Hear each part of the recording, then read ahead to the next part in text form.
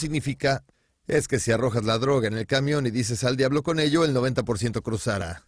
En la frontera, las probabilidades favorecen al traficante. Cuando la cocaína entra a México, su precio por mayoreo es de aproximadamente $2,000 por kilo, es decir, 2.2 libras. Cuando llega a la frontera, la misma cocaína tiene un valor aproximado de $5,000. Una vez que cruza la frontera, la cocaína puede alcanzar los $20,000 al mayoreo, con un precio en las calles potencialmente más alto. Aun si suponemos un exagerado índice de decomiso del 50%, el cártel aún alcanza una ganancia del 200 o 500%. Y cuando tomas en cuenta el potencial de corrupción de los oficiales estadounidenses, las probabilidades mejoran más. Existen casos documentados donde los inspectores han recibido hasta $1 millón por mirar hacia otro lado mientras un cargamento de cocaína pasa a través del puerto. Si miras un punto de revisión en la frontera y hay 30 personas trabajando ahí, tendrás que ser un tonto para sobornar a los 30, solo necesitas uno. Lo haces cuando él o ella está a cargo. No tienes que sobornar a muchos. Te diré qué hacer entonces. Para proteger tu carga, le das una buena suma a ese tipo. Dices que viene un Buick con 200 libras de cocaína en la cajuela, así que él no hace nada. Se hace todo el tiempo. Es porque hay mucho dinero en las drogas. Las drogas corrompen todo y a todos. El cártel de Juárez solo tenía una falla consistente: su flujo de efectivo. Hasta que las ganancias se convertían en dólares con apariencia legítima, Carrillo no podía tocarlas. El dinero de la droga no está oculto bajo tierra en barriles. El dinero de la droga está en el comercio con el resto del dinero.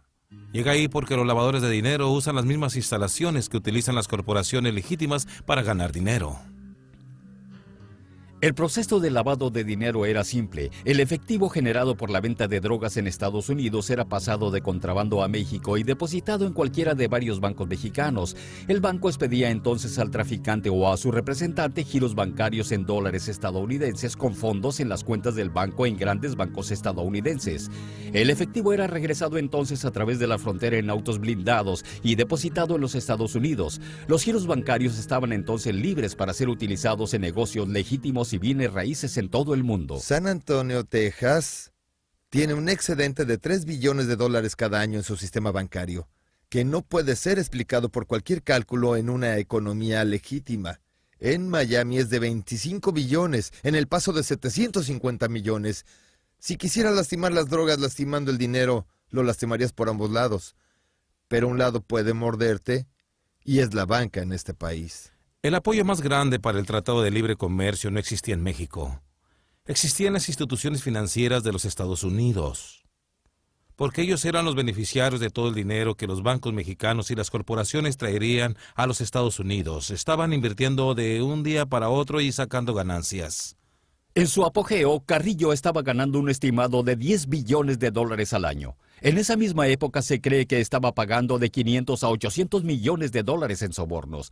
Habiendo alcanzado la cima de su profesión, hay evidencias de que el Señor de los Cielos buscaba la forma de retirarse. En enero de 1997, Amado Carrillo Fuentes, a través de un emisario, envió un mensaje al presidente de México, Ernesto Zedillo. Él dijo: quiero que dejen de molestarme, quiero que dejen en paz a mi negocio, quiero que dejen en paz a mi familia. Si lo hacen, no dejaré droga en este país.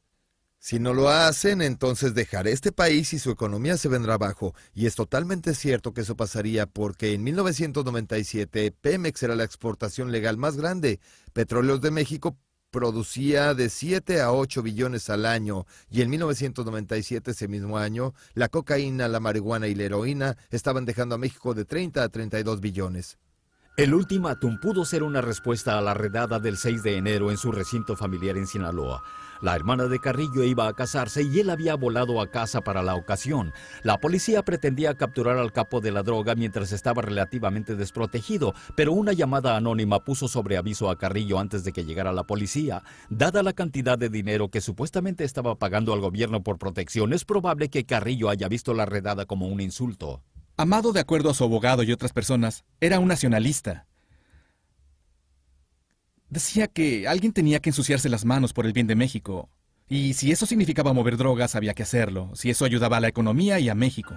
Este video de la boda forma parte de las únicas imágenes conocidas de Amado Carrillo Fuentes. Tiene el aspecto de un ejecutivo que pasó 3 semanas en una junta corporativa y no ha dormido, y ha estado viviendo con whisky o cocaína, y puedes darte cuenta de que es un hombre que está bajo presión, que lo está afectando. Es como ver cara cortada. En febrero de 1997, el imperio de Carrillo comenzó a desmoronarse. Se descubrió que el general Jesús Gutiérrez Rebollo, recientemente designado como nuevo zar antidrogas de México, estaba viviendo en un lujoso apartamento pagado por Carrillo. Fue un escándalo, un gran escándalo. Tener al líder de tu agencia antidrogas en la nómina del mayor traficante de drogas del país. Es como tener a alguien trabajando en Los Álamos y dar todos nuestros secretos nucleares a los chinos. El general fue arrestado apenas 2 semanas después de haber estado en Washington en una reunión con el zar antidrogas de Estados Unidos, Barry McCaffrey, discutiendo operaciones antinarcóticos confidenciales. A la prensa, McCaffrey incluso expresó su opinión de que el general era un oficial de la más alta integridad. Después de ser designado, el general Gutiérrez Rebollo tuvo una reunión con los reporteros. Él dijo, ¿saben? El problema no son los grandes cárteles de la droga en México. Debemos preocuparnos por esos pequeños cárteles. Los cartelitos. Ellos son realmente mucho más importantes que las figuras grandes, porque si sumas a todos, son más grandes. Él estaba telegrafiando un mensaje, estaba diciendo, no iré tras Amado. Cada año los Estados Unidos examinan el esfuerzo en la lucha contra las drogas en todo el mundo en un proceso conocido como certificación. Los países que no pasan la revisión enfrentan penas comerciales. El gobierno y los medios han relevado nueva información que confirma las sospechas que existían sobre el alcance de la narcocorrupción dentro de las instituciones mexicanas. Esta conexión entre Gutiérrez y Amado fue dada a conocer por el mismo gobierno de México. El fracaso de México para confrontar a estos carteles no protege a un solo niño de cualquier calle, en cualquier ciudad, en los Estados Unidos de América. Obviamente mantenemos la decisión de hacer que los Estados Unidos certifiquen a México y nos oponemos a los esfuerzos del Congreso por revertir esa decisión. Porque no vemos en qué ayuda que los Estados Unidos se alejen de México cuando ambos estamos trabajando juntos en una lucha, en una guerra contra las drogas. Casi se vuelve un ritual ahora. Cada vez que llega el tiempo de la certificación en febrero, los mexicanos terminan ofreciendo algo, un sacrificio. Fue un tremendo impacto para nosotros enterarnos de que este general, Gutiérrez Rebollo, fue descubierto como un presunto criminal. Hay 2 cosas acerca de la certificación que creo que todos deben saber. Primero, es un fraude total. No cambia nada en México. Y segundo, es una acción absurda. El país que debería ser certificado son los Estados Unidos, con 5% de la población mundial, y sabemos que consumen la mitad de la cocaína en el mundo. Es una maldita mentira decir que los mexicanos están arruinando su país con drogas. Cualquier demanda de drogas creará un mercado. Las drogas estarán aquí mientras querramos comprarlas. Y si no son los mexicanos, alguien más las traerá. Este es nuestro problema, no el de ellos. Después del arresto del general, Carrillo se mantuvo oculto. Durante este tiempo, se sabe que fue visto en Cuba, en Europa y en lugares tan lejanos como Rusia. Finalmente, los oficiales supieron que se estaba preparando para mover sus operaciones fuera del país, a Chile.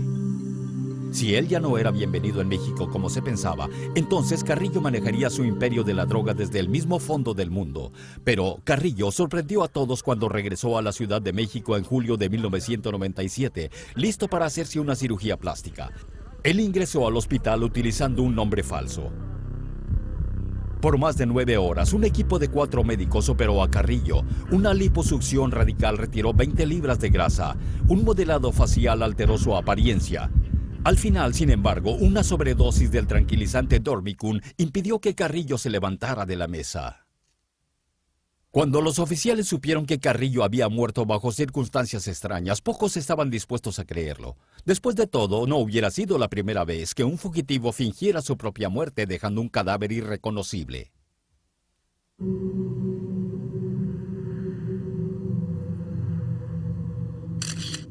Y sucedió que la DEA o el FBI, no estoy seguro, pero un par de agentes pudieron tomar huellas al cuerpo. Y una comparación hecha con la huella del pulgar en la tarjeta del cruce fronterizo que le fue expedida a Amado en 1985 permitió a Tomás Constantín, quien era director de la DEA en ese entonces, anunciar aún antes que los mexicanos que era en efecto Amado. Creo que así fue.